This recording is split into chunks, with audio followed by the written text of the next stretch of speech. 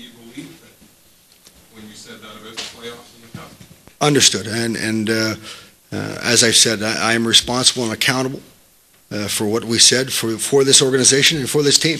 The leader has that responsibility, that accountability, and I wouldn't have it any other way. John, you told a few of us that you'd wanted to present to the board a plan where the team didn't make the playoffs, and they insisted that you come back with the plan where the team did make the playoffs. Can you elaborate on what your thinking was those summers? Yeah, I'm not sure anyone plans not to make the playoffs. And there are some decisions that obviously have far-reaching repercussions, and there are some approaches to handling decisions that lead up to a trade deadline, that lead up to re-signings, and those kinds of conversations happen all the time between managers and their bosses and their owners. Ours is no different. Would you expect the board to act any differently with Cliff or the next general manager than they did with you? Well, I certainly leave that up to our board and Cliff, as you say, and mean this when I say it. I wish nothing but the best for the Toronto Maple Leafs. Just to follow up a bit on Kevin's question, sometime in the next few months, you're going to get a phone call from somebody who's about to take this job. What advice will you give them? Well, I will start off, first of all, with Cliff, for instance, and he's certainly been in this business long enough that he doesn't need to contact me in that regard. But I would welcome that call if it came, and certainly offer him a great deal of insight on managing relationships, conducting yourselves along with you all in the media and elsewhere. But I'm not sure that it's a conversation that's appropriate for now or in this venue. John, there was some talk and some rumors about it that you might be offered a position within the organization.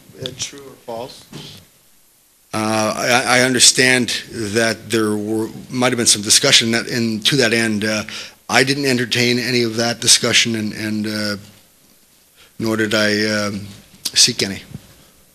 John, can you look back on the 5 years and specific lessons perhaps learned that you would incorporate into your next opportunity as a general manager in this league? Yeah, most certainly, Paul. Any number of decisions, any number of, you cannot replace experience. I don't mind saying, and will say firmly, I'm a better manager today than I was the day I was hired. And whether it's attending the Board of Governors meetings and an alternate governor, obviously all of the general managers meetings and the discussions that are held offline with my former counterparts now throughout the league.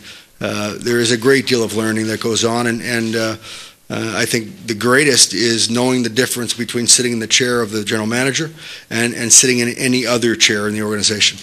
How anxious are you, John? I know this is a very premature question. You just lost your job today, but as you think about it, how anxious are you to get right back to work in this league? You have a contract until June 30th. There's an NHL draft before then.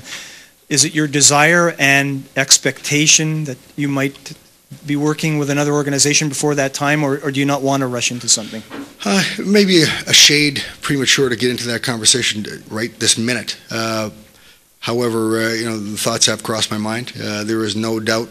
I've been involved in this business for many, many years, as a player, as an agent, as a scout, as an assistant general manager, and now as a manager, and I certainly don't see my future in any other business. I look very much forward to my next opportunity, and while that's not an expectation, certainly, I will be moving on and entertaining opportunities that are presented. John, through this whole process, it's been you've had to at least it must be refreshing a little bit to see the support that you've received from around the league, notably other GMs. A number of people have said that at the GMs or the Board of Governors meetings out in Pebble Beach, that a lot of GMs were coming up to you and offering their support.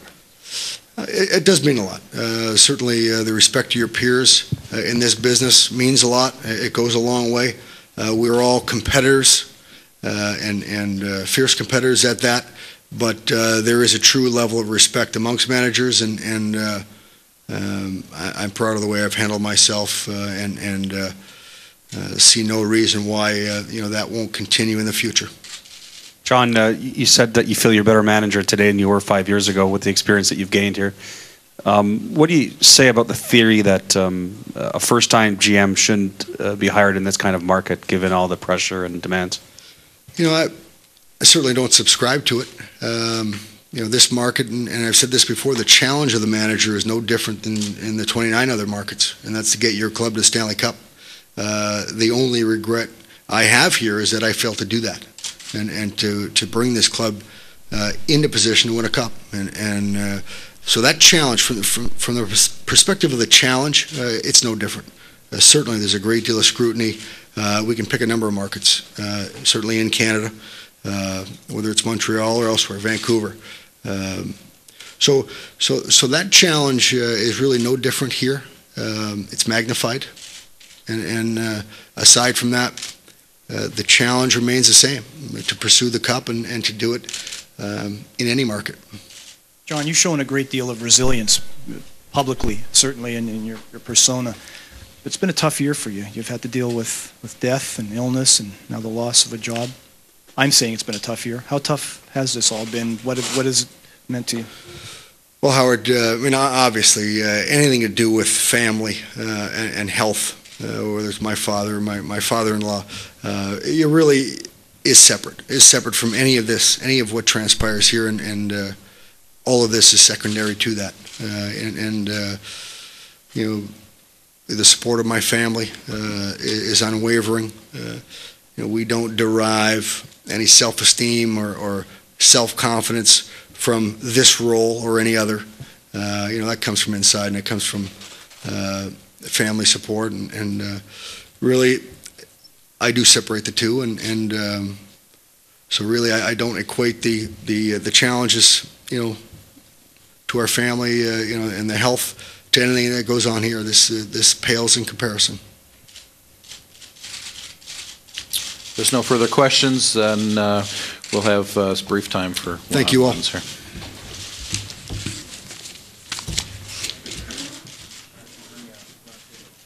John Ferguson addressing the media. August 29, 2003 became the 12th GM in Leafs franchise history. For more on today's news, log on to www.mapleleafs.com.